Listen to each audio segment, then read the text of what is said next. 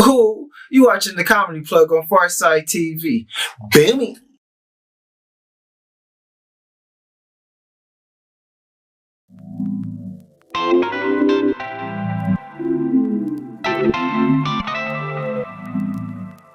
Ooh. Ooh.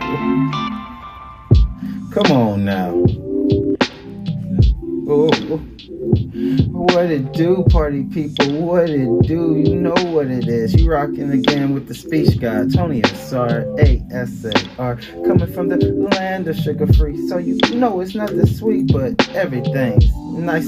This is a brand new episode of the Comedy Plug where you know we have to play those slappers, the bass, have some ha-has, and you know it's not the plug unless I bring a homie with me. But without further ado, let's go ahead and rock it. You know I had to rock with the hometown hero legend herself, King Velvet Wonder. Finesse punch.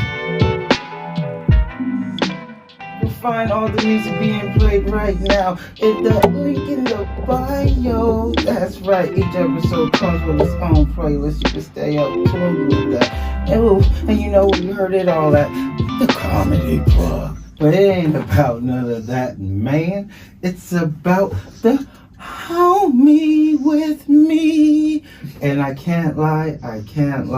I was turned on to this comic by the producer. She was like, yo, there's this comic out here that's hilarious. And she kind of got some interesting nerd knowledge. And I was like, I gotta check her out. You know, saw little clips, saw a little music video, and I was like, hey, you know what? This is an interesting person. But without further ado, I allow her to introduce herself. Tell the people what your name is, where you're from. My name is Kristal Adams, and I'm originally from Rialto, but I live in Los Angeles. Yeah. There, born and raised. Oh. Yeah. Where are you from? Pomona. You're from Pomona. Okay, yeah, that's what I thought. Yeah. Hey, that's what's up. Yeah. It's been a while since I didn't know that. It's been a while since I had an Inland Empire comic. So when did you realize you had to leave from there? Immediately. Yeah, right. I think those who know right away. Yeah. And those who don't, they stay forever. Yeah. It really is one or the other there. Yeah, I don't want to say like they give up, but they just say like, you know what, this ain't that bad. I'm like, yeah. No, Yeah. There's more out here than this desert. It's weird to be this close, as close as they are to LA, and still feel like that's the best version of that life has to offer. Man, I'm really not being kind to the IE, but it's just, you're right, there's more. You know, it's not that you're not being kind. It's just that the internet, like a lot of people who aren't from LA, they only know LA, and they don't understand like life's a little different. Like not everyone's up to speed with the city. Like it's just go 30 miles out. People ain't always. I call it the Midwest of Southern California. Thank you. Yes. Yeah. It gets really red real quick. It gets red. All of my friends from high school were married or had kids by my sophomore year in college. Yeah. Oh my God. That too. Yeah. People I went to school with got 4 kids right now. Like. Some people are on second marriages. I'm like, wow. That's an interesting route. Yeah. Meanwhile, there's I went to a really it was a private Christian high school, and it was only like 3 black kids. Sounds about right. And all of us got out of there real quick, and I'm really proud of us. There's one of us is in China. He moved to China. He's teaching math in China. Was this like a trauma bond? He and I. Oh yeah, literally we would see each other in the hallway, and there was this Mad TV sketch. I was obsessed with all the comedy shows growing up, and I would repeat them to friends at school. And the one that we would constantly say to each other is, there was this one Mad TV sketch where it was the setup was the outtakes of The Wizard of Oz, right? That sounds funny. And so in the outtakes, they had Dorothy heading down the yellow brick road, and as she's going down the yellow brick road, she hears this guy she hears and again, she's like, what's that, Toto? And she hears it again. And then she goes, Toto, it sounds like a Negro in distress. And I lost it. And so literally me and his name is Raphael, we would see each other in the hallway and we're like, what's that? It sounds like a Negro in distress all the time. That was our thing. Oh, that's beautiful. And you know what? Being one of the few of your kind can boost your life. Oh, yeah. Definitely. Help me in Pomona, for sure. So, where did you go to? The school? Yeah. No. So, after high school, after high school, I went to Occidental College. Okay. Which is... That's like super liberal, no? Yeah, it's super liberal. Yeah, and it's a private liberal arts school. Actually... Obama went there for 2 years. Oh, I know they loved saying that. Oh, they put it on a baby onesie. I was like, what's this baby know about Obama? Like, he didn't even graduate. Anyway, yeah, they claim it all day long. And, See how progressive we are, though. Yes. But that's what got me out of the IE. I went to college there, and I just stayed in LA ever since college. Okay. Mm-hmm. Okay, and what did you go to school for? I studied sociology. Yeah. That's on par with being a comic, right? It really is. Like, I mean, had no inclinations of doing comedy in college, but I just really, being at a private Christian school for all the years that I was at, I was really starved for conversations about what was really happening in society. Things that I saw going on, but I didn't have the words yet to express or understand. Yeah. And doing sociology really allowed me to finally be able to have those conversations and also put things in context, things that I saw happen. I was like, you're not fully explaining what I'm seeing or I'm experiencing, and I would like to have words for that. Yeah, and you know what? I like to say most people realize they're black in college. It's when you graduate, you go to college, you get that awakening, you just, oh, this is bad. I felt like I recognized it at a young age. I think probably because of the school, because I was like singled out. Yeah. And so when I graduated from high school, I made salutatorian. I wasn't going for it. It happened. I was getting good grades because I was getting in trouble otherwise. And so I ended up getting salutatorian, and that year, so like the valedictorian ended up also being black, right? And it was like a class of 80, and then 3 black kids, and then you got the valedictorian and the salutatorian are both black. There were people that would not stand for it, and so that ended up being the first year that they like changed the rules so that there could be a co-salutatorian with me. Wow. Yeah. And from that point, like I went to one of my friends' graduation like 2-3 years after that, and they had like 10 salutatorians. Like it didn't mean anything anymore because they had taken the meaning, right, in order to make this exception so that it wasn't just 2 black kids. Yeah. And yeah. So I recognized it before college. And oh man, that's rough. Mm-hmm. I could imagine like, wait, no, I beat this person. Yeah, they watered it down. And the thing was, I wasn't even trying for it. I was just like, oh, really? I'm the second best. Well, but it's kind of wild because that also kind of plays in what the times are right now, right? Because everything is kind of like we're all trying to do super inclusivity, right? Mm-hmm. But sometimes it does rob from people who may have rightfully won just because you don't want black kids winning. Kind of racist. But all right, so we went to Occidental, we did the sociology, but we like, nah, this ain't all that it is. So when did you hop onto the mic? It was many years after that.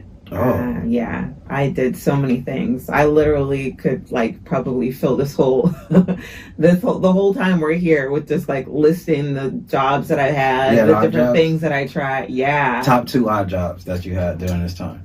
Well, I could maybe say 1 for the money and then 1 in terms of like pre-comedy jobs that I enjoyed. I really enjoyed well, money-wise, I used to work in wealth management. So, and that money was good. Okay. Like I was on my way to close to making 6 figures. And I was working with clients, like the client base that we started, they had to at least have $1 million. Hey. So that money-wise, that was the, top. And then the other job in terms of enjoyment, I would say definitely not money, was I used to work for Debbie Allen at the Debbie Allen Dance Academy. Hey, nice. Yeah. So I started. So I eventually became her executive assistant, and that obviously, like, there were tons of perks, like celebrity. She at one point she was doing Mariah Carey's staging. And so we got to go and visit her while she was in Vegas helping Mariah Carey put up her show. So we just drove out to Vegas, and we literally joked our way into it. We were like, hey, Debbie, we're just going to show up at your door. And she was like, y'all could do that. And so we drove to Vegas that Saturday, and she like handed us our VIP passes. She was like, you want to go for a swim? I was like, I'm not ready to swim because I'm thinking I'm here to work, to carry her purse, to do whatever.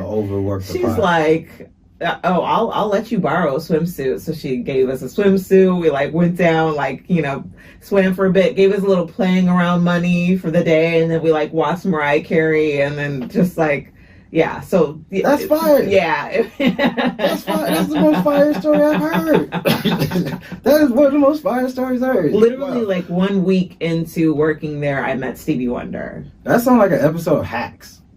Yeah, I'm actually working on a pilot right now about my time working there. So yeah, I want to do just because I think it's so interesting, that side of that industry, because everybody sees like Debbie Allen out there doing all that stuff and like all of the dancers, and obviously that's her focus, so that's what she wants people to see. But there's a whole world behind the scenes, and I was a part of that world, and I want to write about it. Hey, all right. I don't know if I can ask this. Is their working title?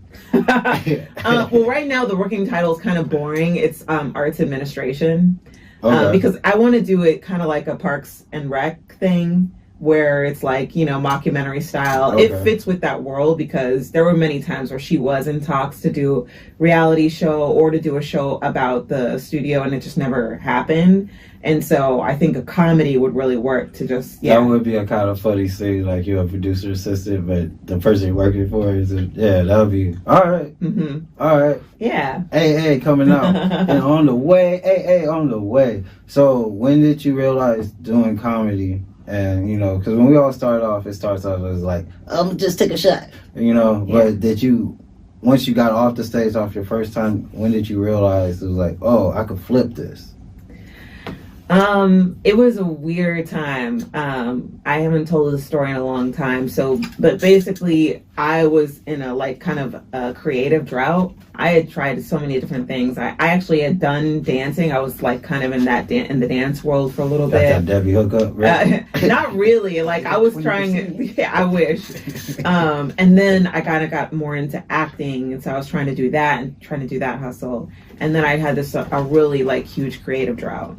Okay. And then when I was going through the creative drought, I felt really inspired to just like not do anything at all and just see what kind of deposit comes through the universe, like what comes through my end without me pushing, without me trying to make pros and cons lists or try this or try that. And then during that time, I think I was also taking like an improv class, and then just this, I don't know how to describe it other than just like a seed or like a whisper of like, I think comedy. And so I went to an open mic one time, and I made a deal with myself that I didn't have to go up. I just would like, we'll put your name in, but nobody knows you. So you could just act like, oh, they called Kristal. I don't know who that is, And so what happened, I think this is so many people's stories, is that you watch people trying it and you're like, this fool? Most definitely. Yeah, and then I was like, all right, well, I'm gonna try it. If this person believes in themselves this much, I mean, I could at least do that. Yeah. I could at least do as good as that, And then, and then after that, and it was really painful for me because every artistic thing that I had done up to that point was something that you could practice at home. You could rehearse at home without being in front of other people, without, having to put yourself out there really in that way. And so actually, like, it was very emotional for me for a while. I actually like cried a lot over it. And, but I felt compelled to do it. Like, in spite of how painful it was. Like, nobody was encouraging me. Yeah. Nobody was saying, you need to do this. Like, no, there was none of that. It just was from within me. And honestly, that made it more powerful because anybody, you can be encouraged by a lot of people that, like, see talent in you. But it's like, if it's not in you, in spite of the voices outside, it's not going to be sustaining. You're going to fumble. Those voices aren't going to always be there. Yeah. So it has to come, I think, also from within you, even if you are getting that outside encouragement. I think outside encouragement is cool, like, but you can't really rely on it ever. Yeah. That's just my standpoint, especially in something like the arts, because again, your vision is your vision. Mm-hmm. Like, you'll run your mouth dry trying to explain your vision to people, you know? So you really gotta I think it's more so like, you just gotta want it. Like, tap in. And then people think like, oh yeah, I really want it. It's like, no, you gotta want it when life's not going so well. You gotta want it when it was going good and all of a sudden life hit you with that left, right. Absolutely. That was also a litmus test as well for me, because I tried so many different things, and I was always looking for what's the one thing that I want to do, even when things feel bad and things aren't going well. And comedy is the thing that I've done the longest, where even when things are bad, and I don't even always do it the same way anymore. Like, I'm not hustling the same way that I used to, but I've asked myself, especially in the pandemic, like, do I still want to do this? And I keep coming back to, like, I can't imagine my life when I'm not making people laugh on a stage in some capacity. I think the pandemic was a great equalizer in terms of, not just in comedy, just for people in general. It was like, whoa, all right, 3 months in, where is this about? Where am I about a little bit? Yeah. And that's deep. What was the first joke that hit? The first joke that I hit was, it's a joke that has shifted now, and I put it on my most recent album. But it's a joke about, the way that I told it then was not the same way I tell it now, but it's based on a truth, which is that not everybody understands, not everybody Black understands every racial dynamic that is happening to them at the time. Like, I think people think that everybody gets it. Like, every Black person is, like, constantly aware of every racist thing, and we're not. People think that because they're tired of hearing about racism, right? But we're not always aware of it. And the case in point is that when I was in elementary school, I was going to an all-white elementary school, and there was a school play where they made me be a monkey. Oh. And I crushed it, though. See, I nailed it. And that was the first joke that, like, hit. Like, you don't worry. No, that's good. I knocked it out of the park. Okay. And so, and I love that joke, and and there's still more to explore about that time when I was in elementary school. There's, like, so much to unpack there, but I loved that I get to flip this moment. This moment where I look back on it. At the time, I was like, fine. Nobody saw anything. My mom to this, and it wasn't until I talked about it on stage, and my mom was like, oh, oh, wait a minute. That was wrong. She just let it happen. Like, everybody, I got a standing ovation. You know what I mean? Like, everything was fine. She was just too proud to realize. Yeah. And so, but now it's like, it's nice being able to take that really, it wasn't a painful moment at the time, but I look back on that as, like, that wasn't right. Yeah. And I get to, like, have some power in it. Yeah. Because I'm sure that I didn't go for that role. Like, I'm sure I went for another role, And they made me be a monkey, oh, no, right? That's the thing. That was the thing about those little school plays. They always were like, no matter what you audition for, like, okay, you're the toad, yeah, you're the frog, stand here, you're going to stand No, here. Black History Month, it was on. I was everybody, okay? I was busy. Again, no choice. It was like, so today, Yes. you're going to be Martin Malcolm Sojourner. Yeah, exactly. But you just don't do stand-up. You was actually able to hammer out and transition into the writing world. Mm-hmm, right? yeah. For a lot of cats that's trying to become writers, because I imagine, I don't know because I'm not trying to be a writer, but I imagine that's got to be a strenuous type of like level. How do you get started in that? That's not something you could get on Indeed, is it? Oh my God, I wish. They like to play like they have it on there. They don't. So I, for so many years, was like, I don't want to be a writer. I just want to do stand-up.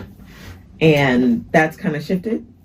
But I could go on. I have so many thoughts and opinions about this,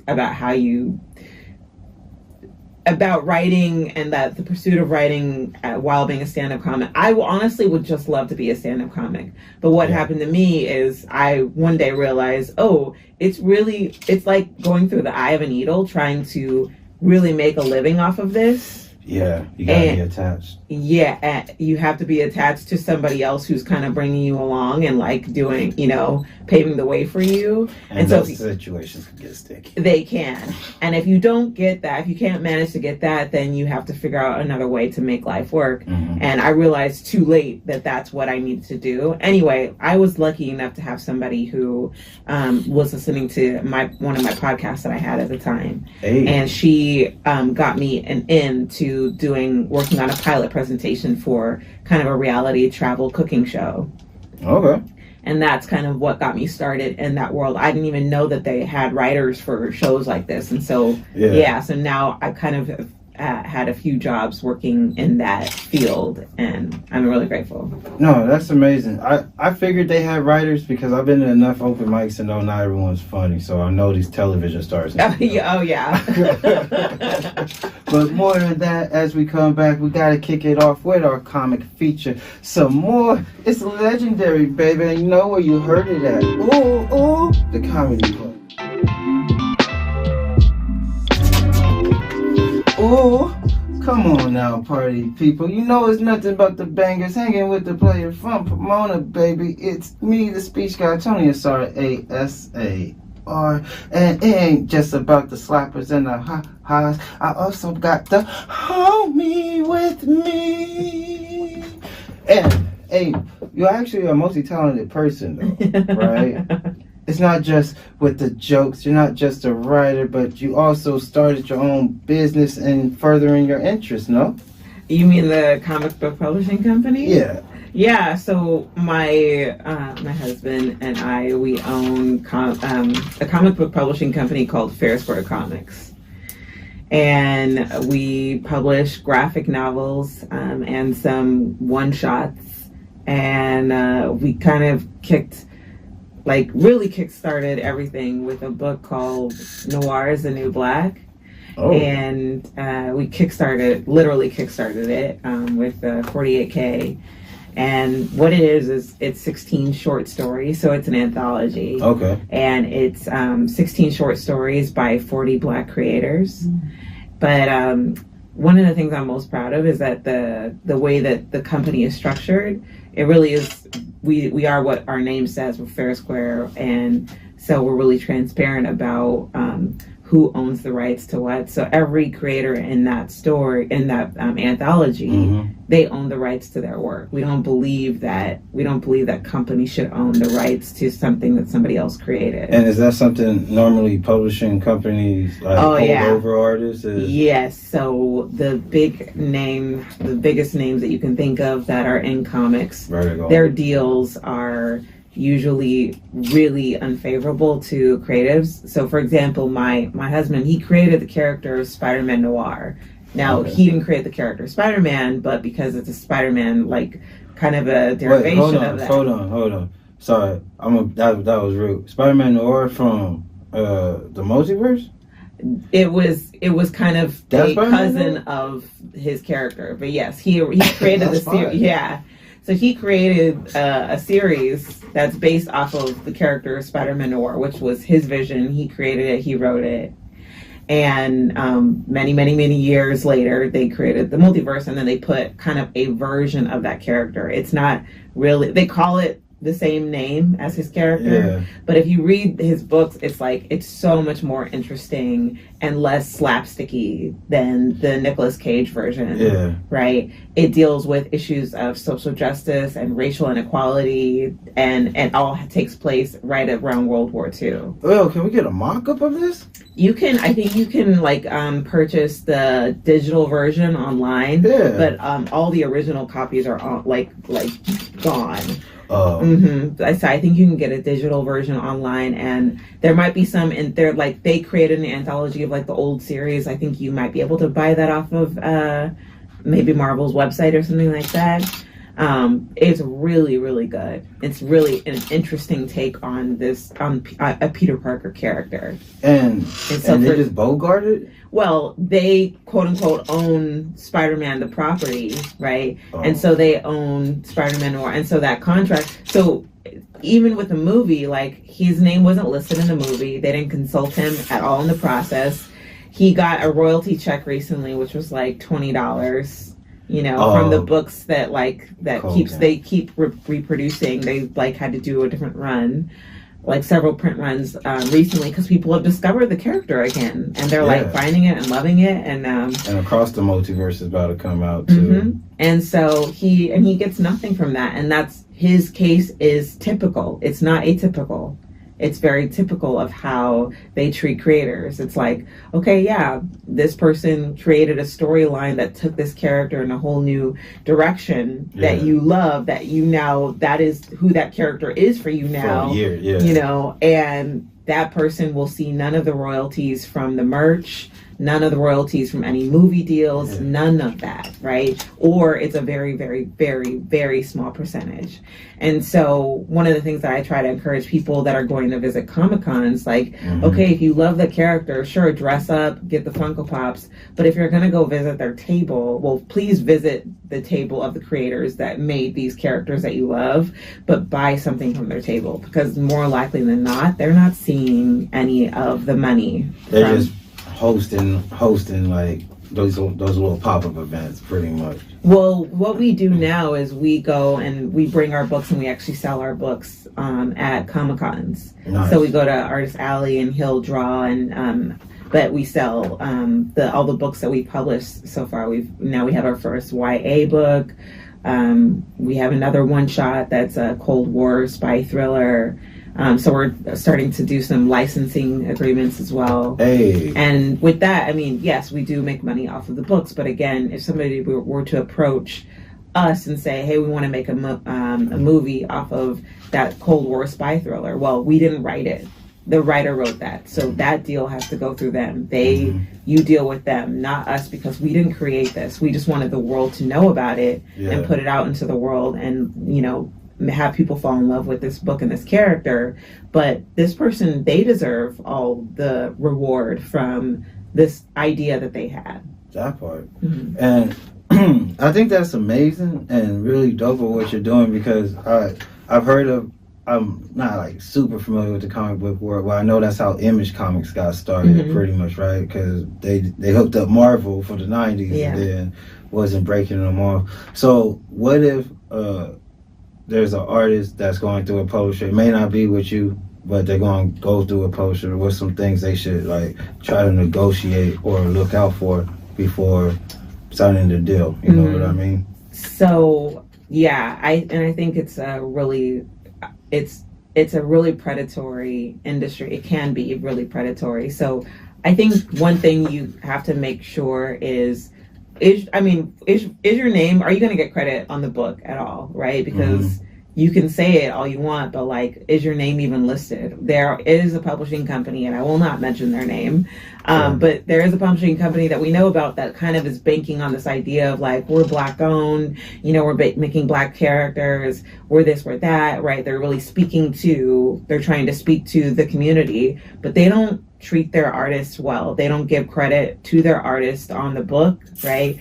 They're not, the deals that they're making with the artist specifically, and I think they kind of shifted into licensing, so they're not even in the book creation process anymore. But we're still in the book creation process, and so we're paying market scale. You know, I would say have them look at, okay, what's the market rate for doing interiors? What's the market rate for writing a story? What's the market rate for doing covers, right? Okay. And then, you know, maybe if you're starting out, you know, you submit yourself you submit your rate that's on the lower end of that, but at least educate yourself on what the market rates are, and don't accept too much below that, because there's a lot of people that like will pitch you on like, well, this is your in. This is basically it's the comedy version of a bringer show. Yeah, that's what it kind of sounds like. That's what it kind of sounds like. They have the same version. Like, it's like there's a parallels between the comic book world and the comedy world. Me and my husband talk about this all the time. Like,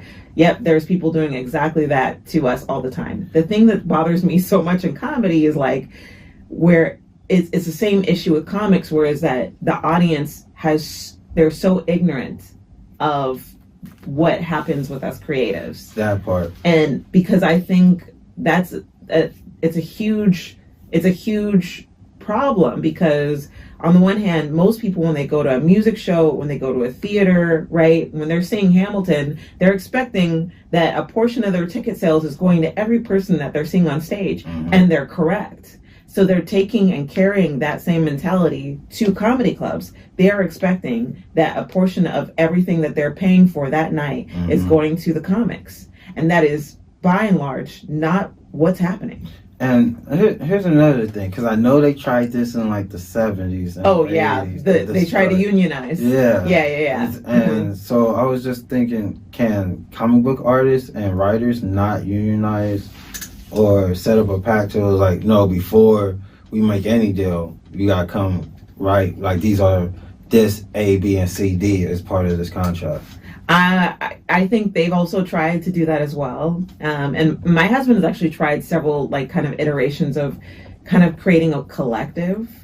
This is one idea that he's had and he's trying to do, and I've had the idea, and I don't have the energy to carry out in the comedy world, but it's to create kind of like the fair trade version of comedy and comics. How? So instead of saying to, you know, comedy clubs, we won't perform at this place, or we won't do this, right? Because that never works, because there's always another person that will fill in your spot, right? And the same is true of comics.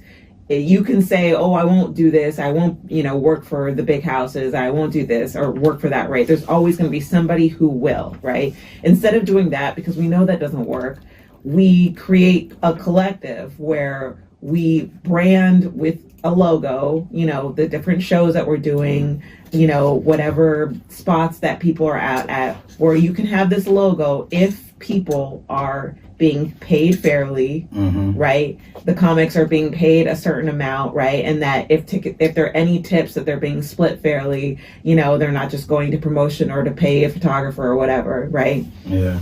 You put that on the flyer, and you start educating audiences to be able to say, okay, great, go to whatever show you want. You're welcome to go to whatever show you want. Yeah. But just know that only these shows with this logo are treating comics fairly. I like that. And you allow even clubs to opt in, right? I mean, because there are clubs that are treating people well, right? Some and then they can be a part. Right, yes.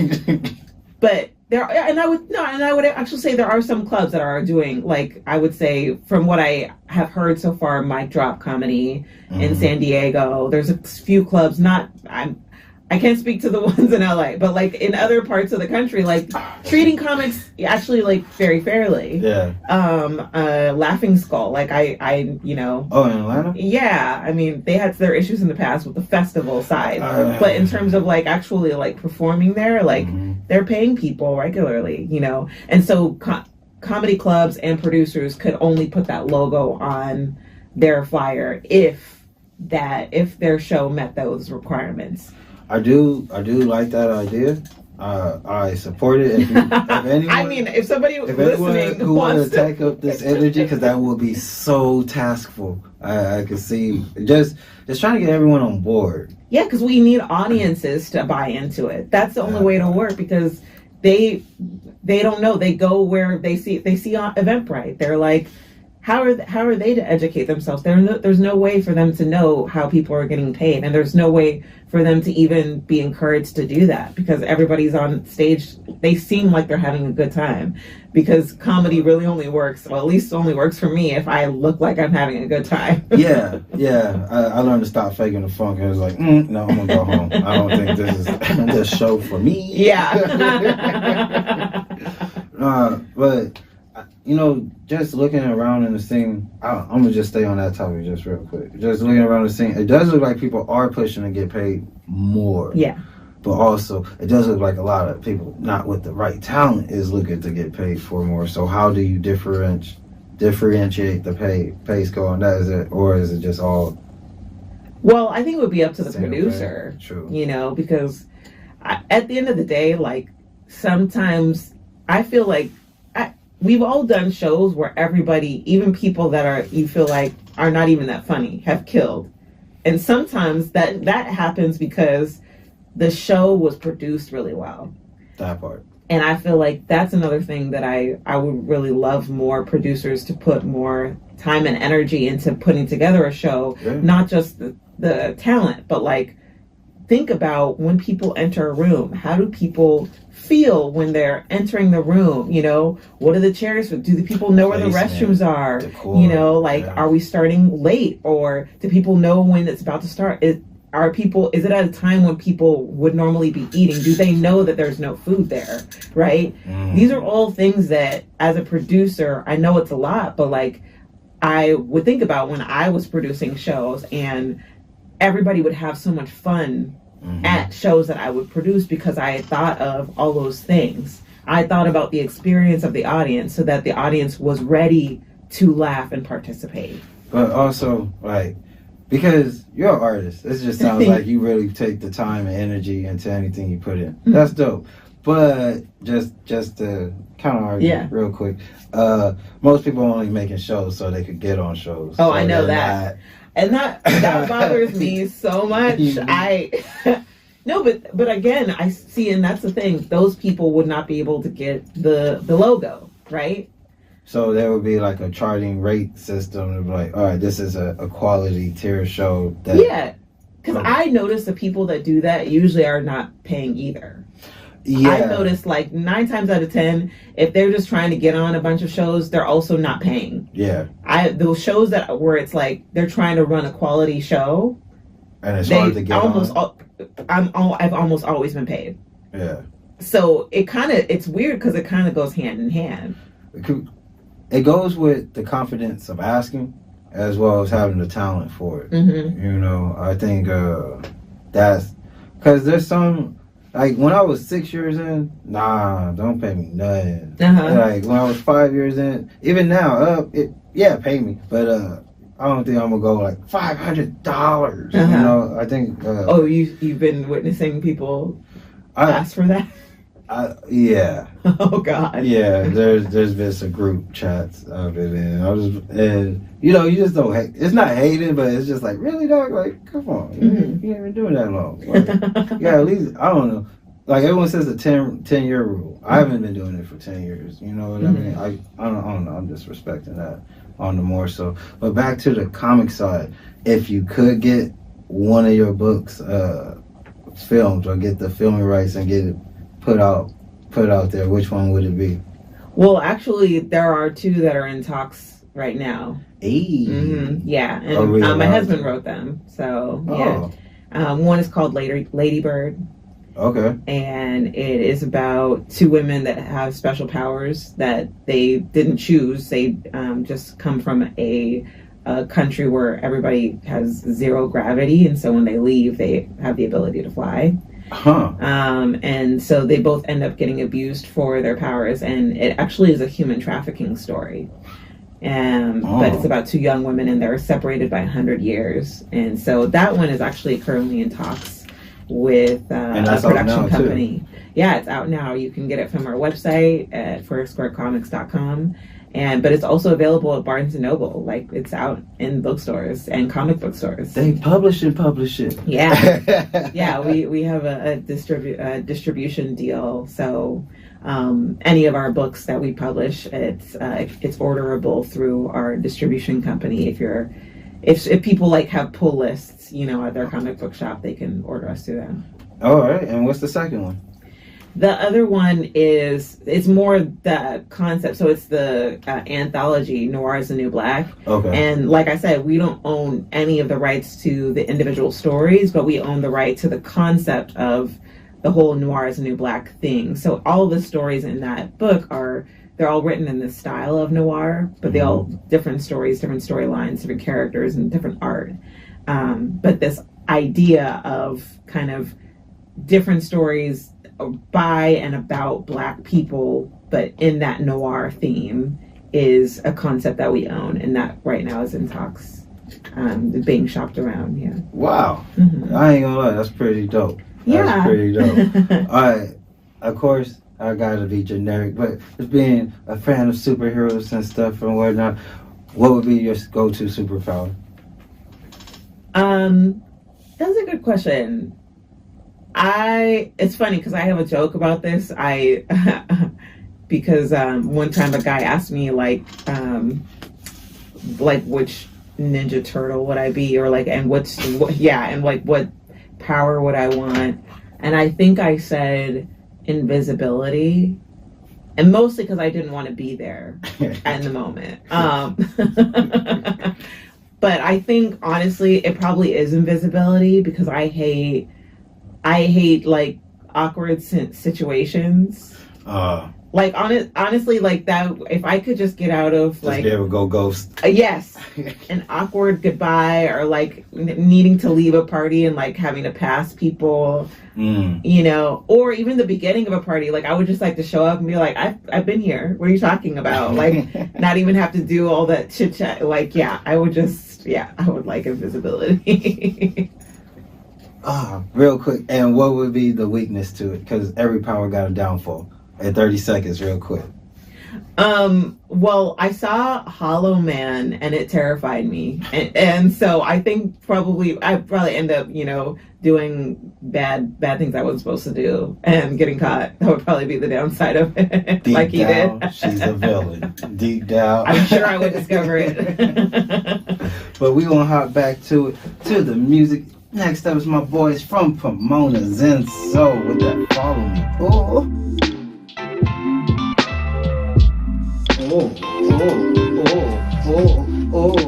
And you know what it is, party people. You rocking with the speech guy, Tony Asar, ASAR. You are listening to the Comedy Plug, baby, where we got them slappers, that bass, that lo-fi, them ha-has. And of course, it wouldn't be the plug unless I had a homie with me.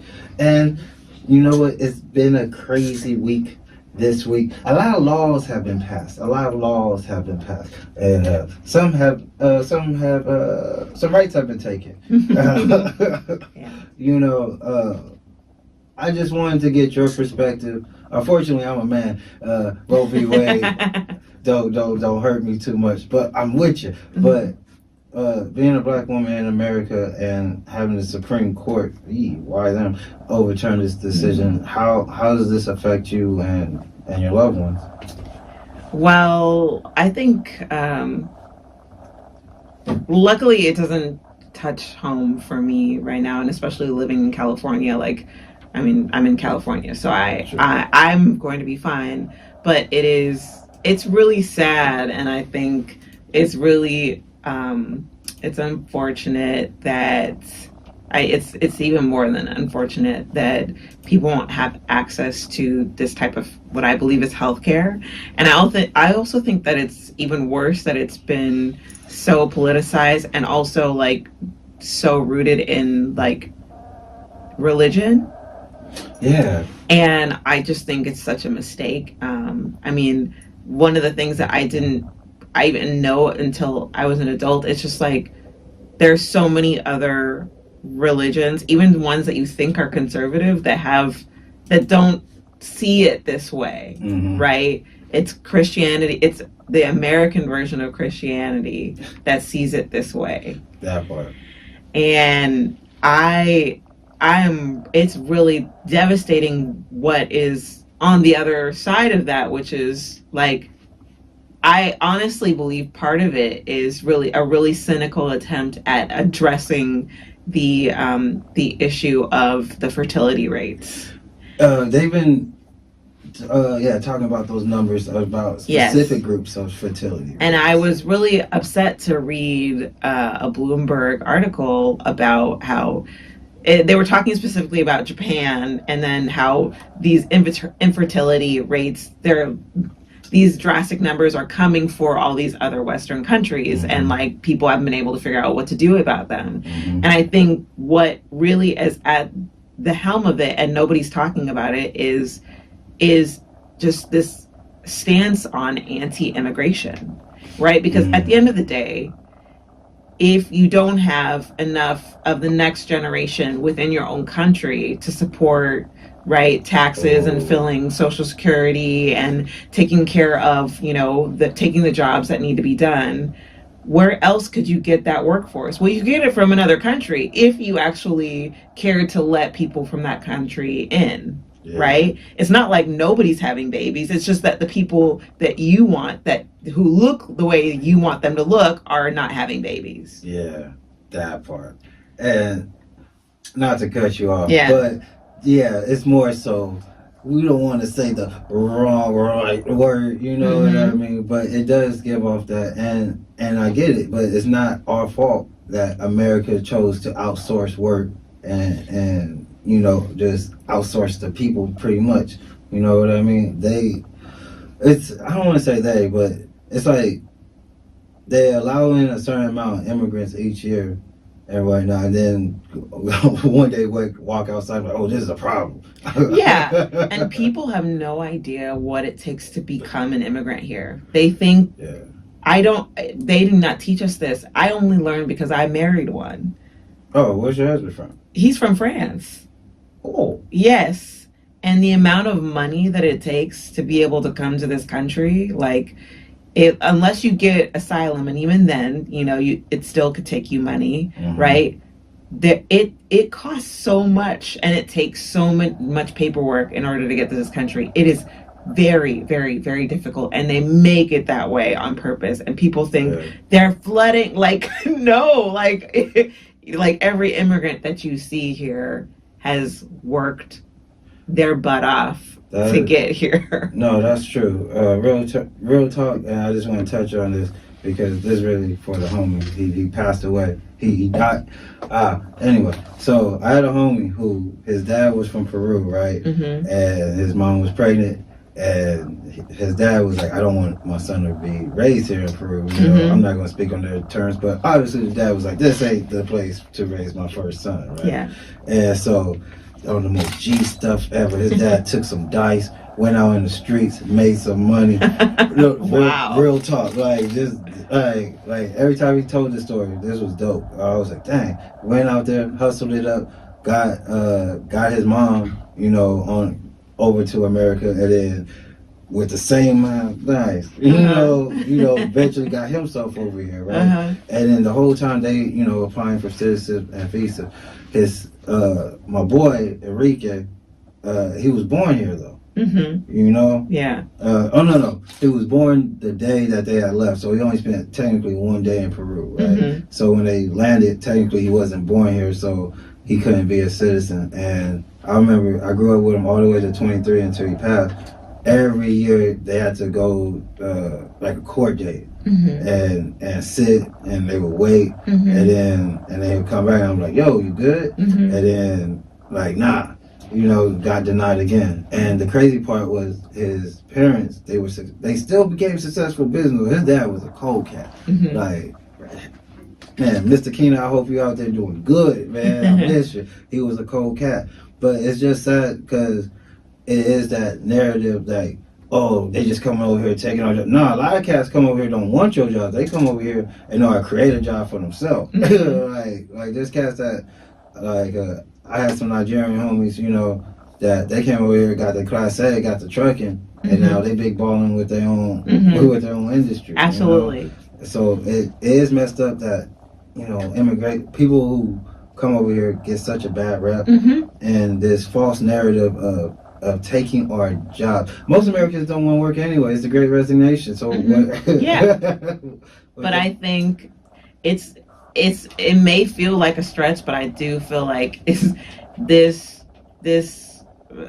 what they're doing. It really is a stance on it's a stance against immigration. Yeah, it really is, because I mean they don't have a plan for taking care of the kids that are coming into this world now, parents that can't take care of them. They don't have a plan for that. It's not that they care about lives. It really isn't about lives. No, it's definitely not about lives. Another reason it's not about lives, because I'm gonna switch over from the Roe v. Wade to the other law that was passed, because everybody was applying themselves for the bipartisan gun bill. Oh yeah. And if you take a look at it, it really don't do anything. Yeah. It has some nice words though. It's very nice. I didn't know this though, the boyfriend rule. Yeah. That I didn't know. I guess if people, going back killing folks, I should have known that because men are crazy. But I've been around enough cats. I didn't know there was a certain restriction or limit, and I guess they broadened the definition of relationship so it could appeal to more people. Yeah. And that's dope. But most of the mass school shooters had nothing to do with ex-girlfriends. So that was, I don't know, I felt like that was unnecessary strike for. Yeah. It was no, that's not what we're asking here. Yeah, I mean, I definitely think that loophole needed to be closed, because there are maybe not mass shootings, but there's definitely been a lot of violence done against women has, and so I think that needs to be addressed. But I believe that there is some sort of provision. Now, I don't know how it'll play out, but there is some sort of provision where they are going to be giving states money when they actually follow up with the red flag. Yes. Yeah. People that have, So I don't know how that'll play out. I don't know if that is incentive enough. I doubt it. People, my thing is, because they're going to get money for that. They're supposed to get money for mental health services. Not specified ever. Yeah. They never specify how the money is going to be spent, right? But my problem with that is, much with the COVID relief money they gave to much states, it's not going to go where it needs to go. So essentially, and even though it's a new law, a bipartisan law, these states who don't want to change their red flag laws don't have to. But they could still say, we're doing something on mental health, run me my check. Oh yeah. So the grift is everywhere. That part. I need to get better at grifting. I do too. There's some people who got PPPs and did not get caught. I know. They still out here stunning. I feel like there's some people who their luck in life is to not get caught, or at least to not get caught for a long time. Yeah. And there are people whose luck in life is to get caught, and I feel like I'm in that second category. Me too. And so that's what causes me to not do things, or even if I do them, I do them half-assed because I'm I know I'm going to get caught. You know what I mean? I don't even put effort into it because I'm just you know what? You always get caught. Don't even try that hard to get away with it. I'm not even going to have the right life. Yeah, exactly. But if there was a crime, since this is America and a lot of people get away with crimes, if there was one crime you could get away with, what would it be? Well, honestly, if I could do what Elizabeth Holmes did and not get caught, I wouldn't do exactly what she did. I don't want to hurt. If I could make a product that didn't work, an app, not even you know what I mean, just something that wasn't gonna hurt people's lives. Okay. Maybe a map program, another ways, right? No, it always destroys the lives. No. But it will destroy lives, but only of rich men. That I don't care about them. Like, so yeah, I'm gonna take all of their money and then go move to another country and then have it all blow up, and then she took all of my billions. And we need We're her so extra sad. bag. Yeah, and if I could do that, oh my God. The thing is that the problem, my grift aspirations are so big that it would require also working hard. And my thing is like, I want to grift so that I don't have to work. Like, that's what's upsetting about all of these people, that all these scammers recently, is like, everybody says they took the easy way out. Yeah. No, Elizabeth Holmes worked 7 days a week and was scamming on top of the scam. And it's just like, I should be able to scam and not, at home from my bed. No, she clocked in. And I would like to. Yeah, that's what I would do. That's funny. I ain't gonna lie. No, she clocked it. All right, that's fair. That's fair. A little embezzlement. A little embezzlement. Mm-hmm. Embezzlement does seem like the fun one out of all the crimes. Like, yeah. Like, because, yeah, people might lose their homes, stocks might crash, but you Gucci. Yeah. You Gucci. Man, all right. Some sort of Ponzi scheme, like. But I would vet everybody. I would make sure it's no little old lady like in her retirement savings. Only big fish. Okay. You know. Like you gotta have at least 250 and up. Yes, and the thing is, I think once we have a black woman that has scammed on this level, that's when we have equality. Honestly, that. I think that's when we have it. That's when we know. We need to revolutionize scamming. The revolution will not be televised. It will be scams. Yes. That's actually, I'm working on a one-woman show. It's all about scamming right now. So Just doing a little research. Yeah, exactly. I love all these scams. I'm obsessed with white women in the grift. I love it so much. The Anna Delveys, the Elizabeth Holmes, even the Pam Huffs. Like, I'm all about this life. That's all like all. I can't. Yeah. that's $250 million right there. Yeah. Man, that's fire, man. That's fire. I gotta stretch it a little bit, and I gotta talk about how they need to follow fm.comedyplug over on the socials. If you like what you heard so far, go ahead and give us a follow, as well as all the music that you heard over on this episode. You can hit with the link in the bio. All right, shout out to producers. As you can tell, I don't really run this, right? I'm well puppeteered. I really am. Shout out to producers, though. No, so how would you like this year to end? Even though it's been pretty chaotic as far as the socials and the politicals, but personally, how would you like this year to end for you? So I just recorded my first ever album. Yeah, and I would love to end the year kind of venturing into doing like longer sets, and I don't even care if it's at clubs. Like I'm open to doing one-nighters and like my own shows. I really want to start doing. I feel like comedy, it needs to be more expansive. Mm-hmm. Especially for me, I feel like I have more that I want to say that I can't tell just joke by joke. Yeah. And so I'm working towards that right now. So by the end of this year, what I hope to have is like kind of the skeleton of what will be a comedic one-woman show. I've been really inspired to see a couple. It's really about scamming, huh? Yeah, exactly. It is. Yes.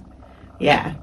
And oh, wait, seriously? Yeah. Oh no, we're not riffing no more. No, that's real. That's real. Like that's all of that stuff that is stuff that I'm like thinking about working on writing right now for this show, because I'm like, I'm obsessed with this and I have hilarious things to say about it, and I think this could be a whole show. Yeah. And if I could just scam people into pay me to do it, you know, how we've come full circle. I love it. I love that. What would be the name of the scam show?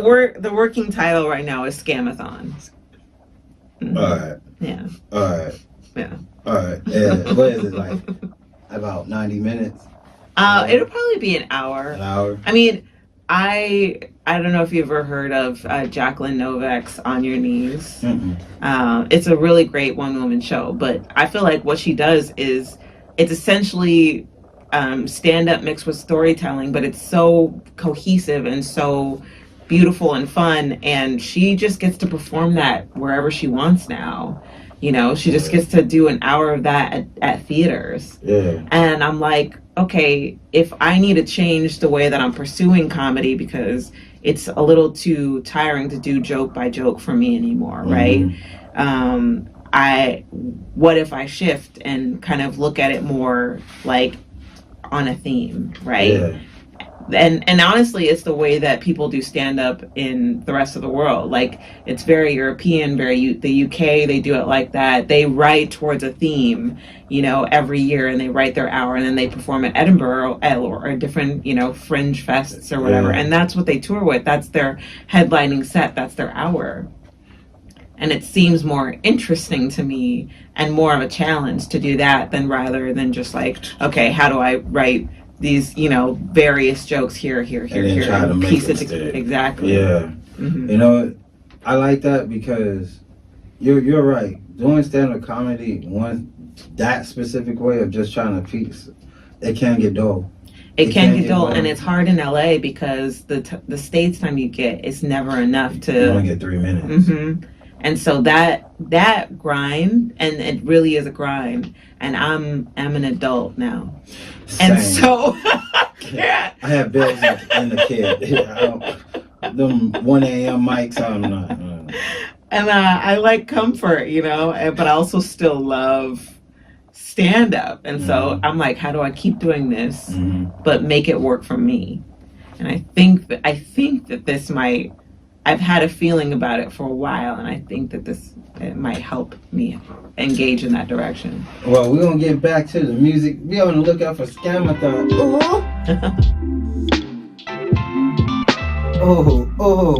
Here we are, party people, winding down, coming to. And again, if you like any of the things that you heard, you can go ahead and hit that link in the bio of the episode, take you straight to the playlist. And don't forget to be able to check out the Comedy Plug live if you're out here in Boyle Heights, LA, on 101.5 every Saturday from 2 p.m. to 4 p.m. You can actually catch the visuals of the Comedy Plug on Pharcyde TV, on YouTube on Wednesdays, and Twitch on Sundays. Wednesdays, 2 p.m. Twitch, 8 p.m. And it doesn't end there. No, you can listen to us on Apple Podcasts, Spotify, Stitcher, Deezer.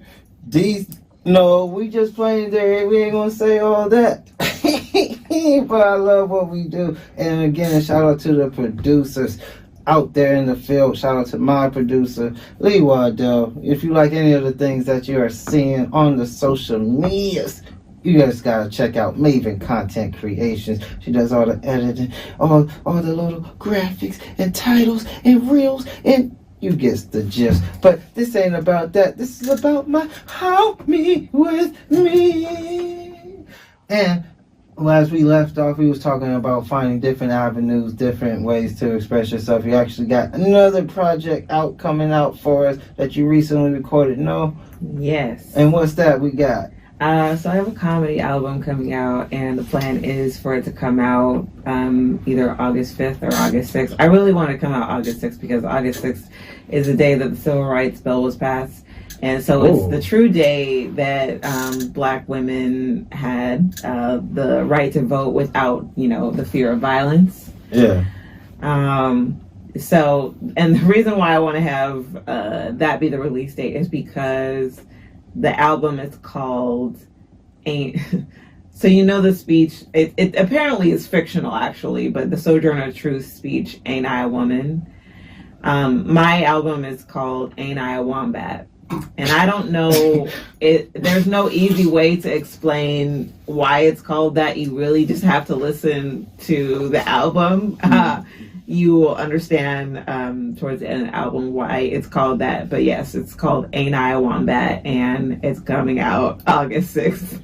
I like the title. I like the title. And is this your first comedy album dropping out? It's my first comedy album. Oh, yeah. And what is it, like an hour, 45 or 30? It's 45. 45, clean. Where'd you record it at? I recorded it at the Glendale Room. Okay. Yeah. Okay. I really like that space, and they made it really easy for me. I think I was the first person to do a comedy album there.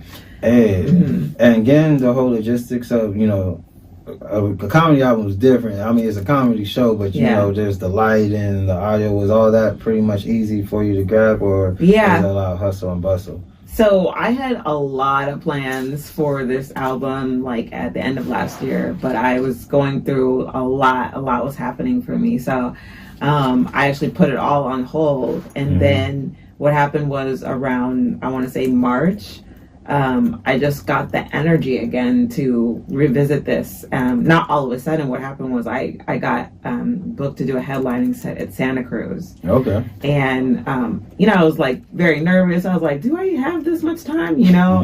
And I went up there and I did 30 easy, and I didn't even touch like 2/3 of my material. Yeah. And it felt so good. And it just, I was like, at one, I was like, I need to get out of LA more. And two, I was like, I need more moments like this, because it convinced me that I'm like, I'm ready for this. Next level. I've been putting this off for so long and like waiting for perfection. And perfection, I heard this quote that's really great. I think it's by Brene Brown, who says that perfectionism is actually not, it's the opposite of pursuing excellence. It's actually a self-protection mechanism.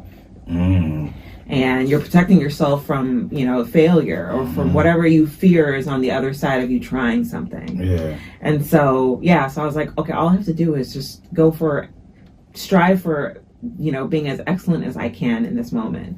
So once I had that show and I felt convinced that I could do it, then what happened was I reached out to the Glendale Room, and he just happened to have somebody that he knew that didn't charge a bunch that could do sound recording, that had done live sound recording before, like a sound engineer. And so that fell into place. And then at first the dates we're kind of talking about were like somewhere in the beginning of May, and then he just happened to have literally my birthday open, and I was like, this is a sign that this is supposed to happen in this moment right now. So I'm gonna put the effort into what I have the energy to put the effort into. I just want the audio, you know, and so I got a couple of peach cobblers, you know, which is my thing, because I'm not a cake person. I love cobbler, I love pie. That's my thing. And then made sure the sound was right, and then made sure I had, you know, the jokes ready, and that was it. Like I just was like, I'm not gonna overthink this. I'm just gonna have, you know, my one friend do 15, 20 up top, introduce me, and just call it a day. Nice. No, that's some people have two openers. Like, you ever been to album recording? They got like two openers or three openers, and you be like, wait, this is a show? Yeah. like, oh man, I was just supporting you. Yeah. No, but you did say something important about getting out more from LA, because I think even though I'm not from the city or whatever, but when I did my little stay out in East LA out here, you know, it is easy to get swept up from, I guess, the overall atmosphere. And then I noticed I was starting to do LA comedy. Okay. You know what I mean? Yeah. It was like, ooh. And I think a lot of that has to do with the city is scary in itself. Mm-hmm. You know, and I think like comics, even though we're forced to bomb, for some reason we still have this idea of perfectionism. Mm-hmm. You know, like, and it's like, I don't know. I just wanted to add on that because I was like I feel you on that, and having to shake it. You gotta be comfortable with being uncomfortable, mm-hmm. and you gotta keep trying in this business. That's the crazy part. What would be the next endeavor for you to try? Once you're successful, once you got your hour scamathon show out there, mm-hmm. the albums drop, what's the next endeavor? Because you keep pushing the scale, it seems. I think I would love to. I would love to host my own show. I would love to host either a talk show or a panel show. Okay. I love panels. Like, I love, just, riffing off of just whatever nonsense, Bring back a black version of At Midnight. Yes. Exactly. That was the greatest show of all time. Yeah. At least, yeah, right. Or even a black version of Chelsea Lately. Yeah. I really love just like hanging out with comics and, being funny and in the moment. And some of my friends are just some of the funniest people, and we just don't have the opportunity, right now to kind of showcase what we're capable of. Yeah. I would love to do something like that. I think sometimes it's weird because I think sometimes people are surprised that I continue to want to be on camera. They think like I'm enjoying being behind. I'm like, no, I like creating, but I like creating so that I could be on camera. That part, like, don't get it twisted. Yeah. You're taking the David Banner approach. Yeah. So I make beats, but so I can rap on them. Mm-hmm. Exactly. I have to. I have to be in front. I have to be live. I love being live with an audience and like feeling it out. Like, I love that feeling of you go into a room. I mean, at this point, when you've done it after a certain amount of years, what rooms that you're going to do well. Yeah. Before you even step on stage. Yeah, you can smell it. You can, yes, it's a feeling. You can just like, oh, this is going to be fun. The energy, I'm going to have fun with them. So I would love to do that. I would also like to write a book. Okay. We just started talking with my best friend about all these strange stories because we both grew up religious, but it's weird because even though we kind of walked away from that now, both of us growing up, it was our choice. Like, it wasn't something that was shoved down our throats by our families. In fact, it was something that we had to pursue in spite of our family. Yeah. And like, we both found each other later in life and became friends, and we were still like kind of in religious circles, and then we kind of like stepped away from that.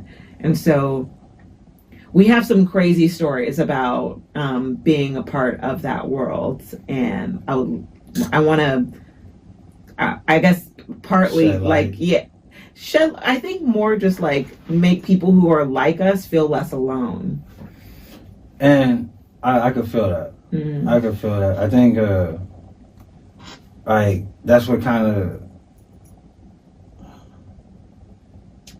Okay, I got you.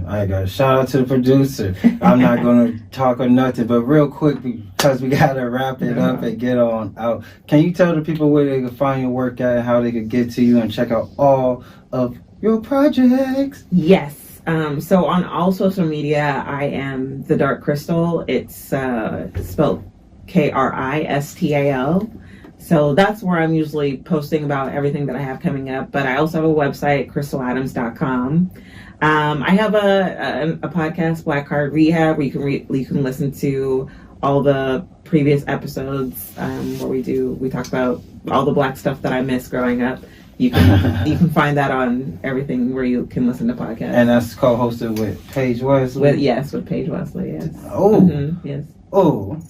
And before we bounce out, I gotta make sure to plug once again my producer. You can check out her works over at Maven Content Creation. If you like any of the sounds or any of the jokes and anything on this episode, you can get more of it over on Apple Podcasts, Spotify, Stitcher, Deezer, Anchor FM, as well as you can catch all of the visuals on Pharcyde TV every Wednesday and Sunday on Twitch. I have been your host, Tony Asar, ASAR. This is the Comedy Plug. And ooh, as always, in odds we trust. See you next week.